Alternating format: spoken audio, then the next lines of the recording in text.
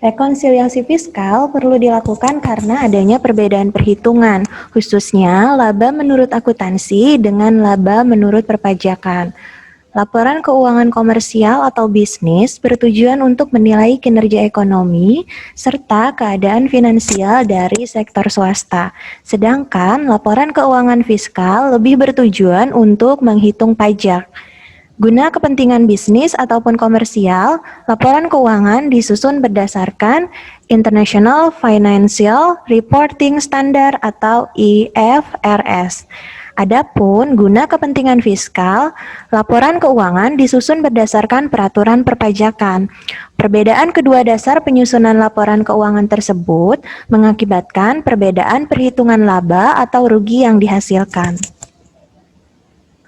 Rekonsiliasi fiskal sendiri adalah proses penyesuaian atas laba komersial yang berbeda dengan ketentuan fiskal guna menghasilkan neto atau laba yang sesuai dengan ketentuan pajak. Apabila suatu entitas atau wajib pajak menyusun dua laporan keuangan yang berbeda, maka akan terjadi pemborosan waktu, uang, serta tenaga. Hal ini juga dapat menyebabkan tidak tercapainya tujuan untuk menghindari manipulasi pajak.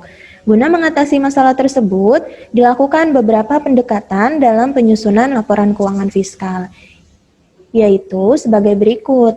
Yang pertama, laporan keuangan fiskal extra-comptable disusun secara beriringan dengan laporan keuangan bisnis. Yang kedua, laporan keuangan fiskal disusun dengan menyisipkan ketentuan-ketentuan pajak dalam laporan keuangan bisnis. Dan yang ketiga, laporan keuangan fiskal disusun secara beriringan dengan laporan keuangan komersial. Jika terdapat perbedaan antara kepentingan laporan keuangan komersial dengan laporan keuangan fiskal, maka untuk mencapai tujuan efisiensi lebih dimungkinkan menggunakan pendekatan yang kedua, yaitu laporan keuangan fiskal disusun dengan menyisipkan ketentuan-ketentuan pajak dalam laporan keuangan bisnis. Perusahaan dapat membuat pembukuan menurut akuntansi komersial apabila akan menyusun laporan keuangan fiskal. Selanjutnya, barulah perusahaan dapat menyusun rekonsiliasi terhadap laporan keuangan komersial. Ada beberapa penyebab adanya perbedaan laporan keuangan komersial dengan fiskal, yaitu yang pertama, adanya perbedaan prinsip akuntansi. Terdapat beberapa prinsip akuntansi yang telah berlaku dalam IFRS dan diakui secara umum dalam dunia bisnis serta profesi, tetapi tidak diakui dalam fiskal, yaitu sebagai berikut. Yang pertama, prinsip pemadanan atau matching. Biaya penyusutan dalam akuntansi komersial diakui pada saat aset tersebut menghasilkan. Adapun dalam akuntansi fiskal, biaya penyusutan dapat dimulai sebelum aset tersebut menghasilkan. Misalnya, biaya penyusutan pada peralatan pertanian. Yang kedua, prinsip harga perolehan atau cost.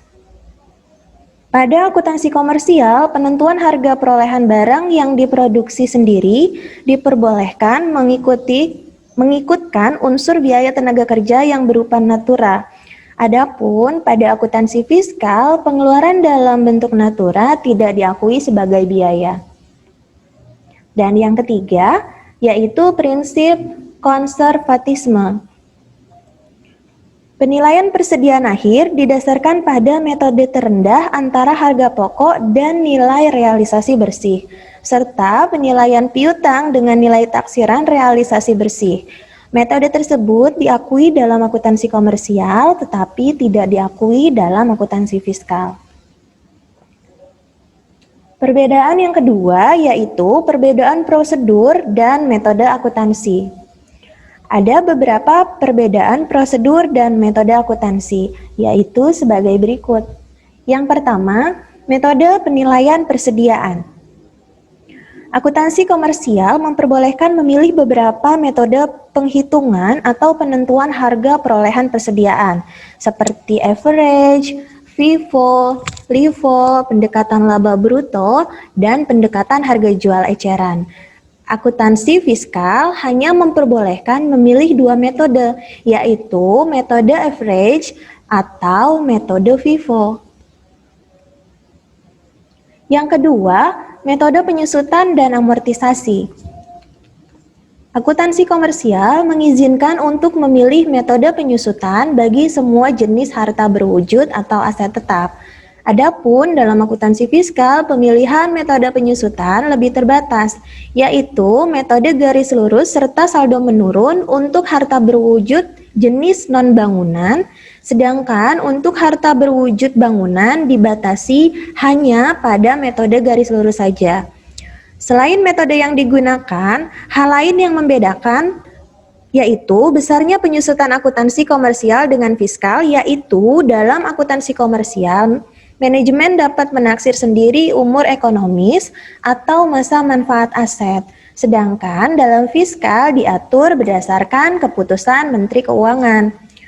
Perbedaan yang lain lagi yaitu akuntansi komersial mengakui nilai residu dalam menghitung penyusutan, sedangkan akuntansi fiskal tidak memperhitungkan nilai residu dalam menghitung penyusutan.